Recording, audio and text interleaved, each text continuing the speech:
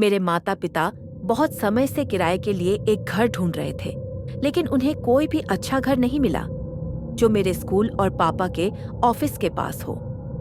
बहुत खोजबीन के बाद पापा को एक घर मिल गया जो मेरे स्कूल के पास भी था। वह घर सच में बहुत अच्छा लग रहा था, लेकिन उसमें एक बात थी जो मुझे बिल्कुल पसंद नहीं आई। उस घर के ठीक पीछे एक पुराना खंडर और सुनसान मकान था। आमतौर पर मुझे ऐसी चीजों से डर नहीं लगता, लेकिन उस सुनसान घर को देखकर मैं बहुत असहज महसूस कर रही थी। और क्योंकि मेरे नए घर का कमरा पीछे की तरफ था, मैं अपनी खिड़की से उस डरावने घर को साफ साफ देख सकती थी। मैंने माँ और पापा से कहा, माँ, पापा कोई और घर क्यों नहीं ढूंढ पाए?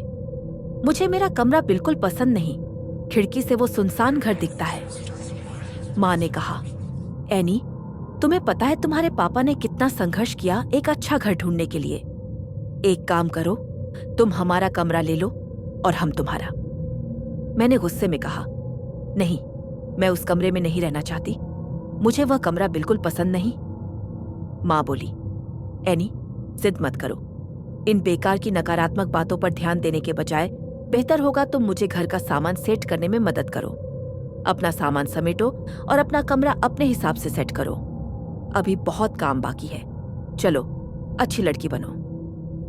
लेकिन मन ही मन मुझे पता था कि चाहे कुछ भी हो जाए, वे मुझे मास्टर बेडरूम नहीं देंगे।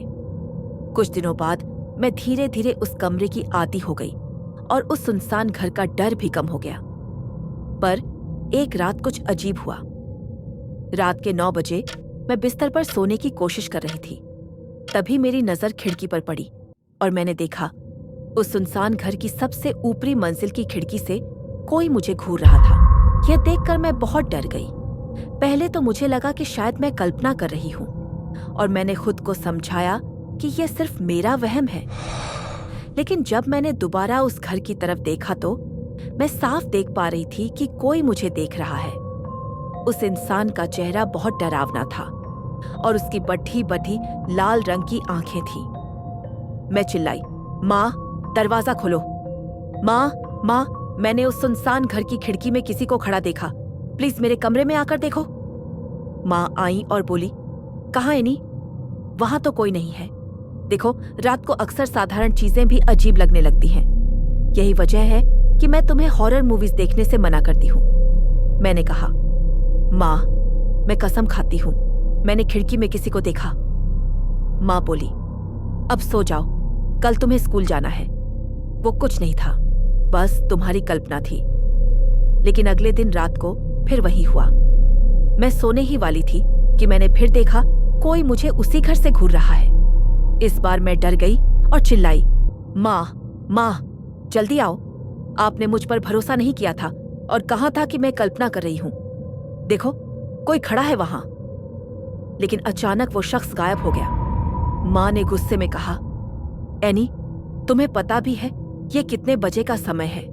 इस वक्त इतना चिल्ला रही हो, तुम्हारे पापा सो रहे हैं। मैंने कहा, लेकिन माँ, वो घर तो खाली है, वहां कोई नहीं रहता, तो फिर वहां कौन खड़ा था?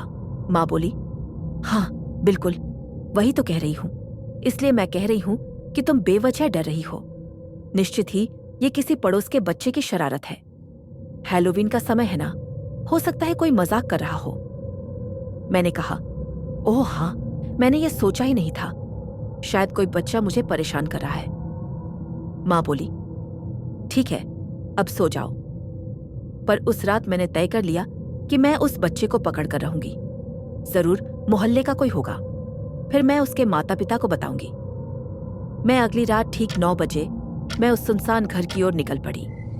आज मैं पक्का उसे पकड़ने वाली थी। जैसे ही मैं घर के अंदर गई, वहां पूरी तरह अंधेरा था।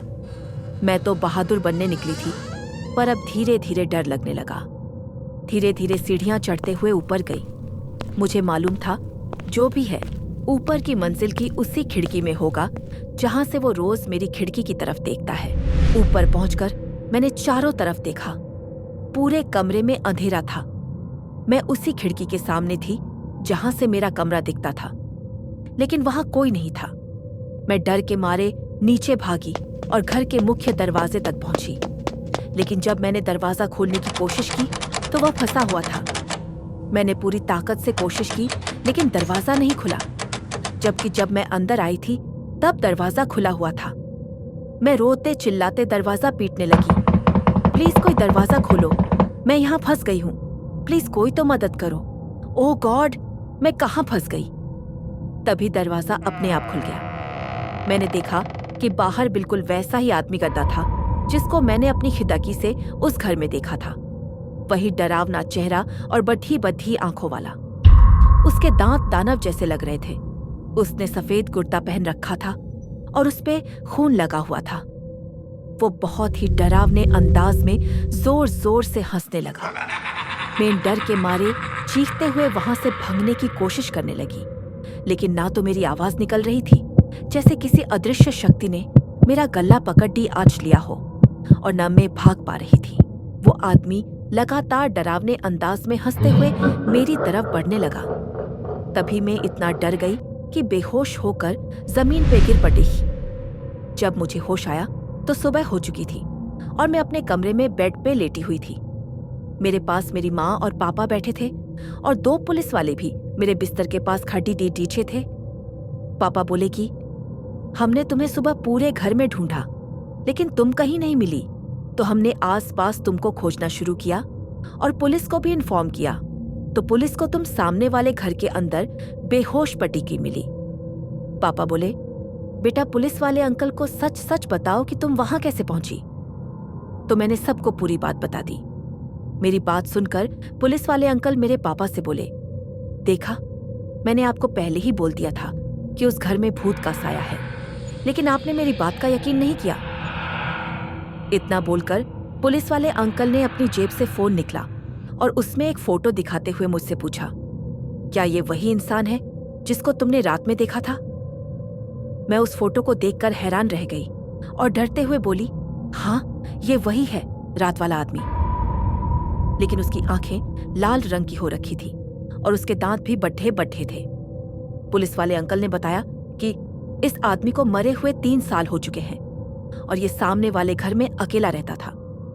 कुछ चोरों ने इसके घर में घुसकर इसको मार दिया था और उसके कुछ महीने बाद इसकी आत्मा वहीं पर भटकने लग गई और आस-पास रहने वाले लोगों को परेशान करने लग गई और दिखाई देने लग गई।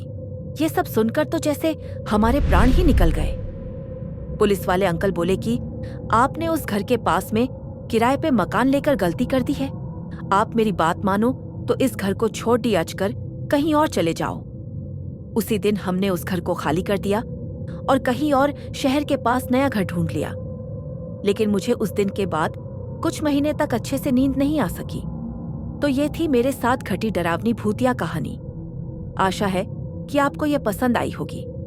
कृपया इस वीडियो को लाइक और शेयर कर दें और वीडियो के नीचे कमेंट करना न भूलें।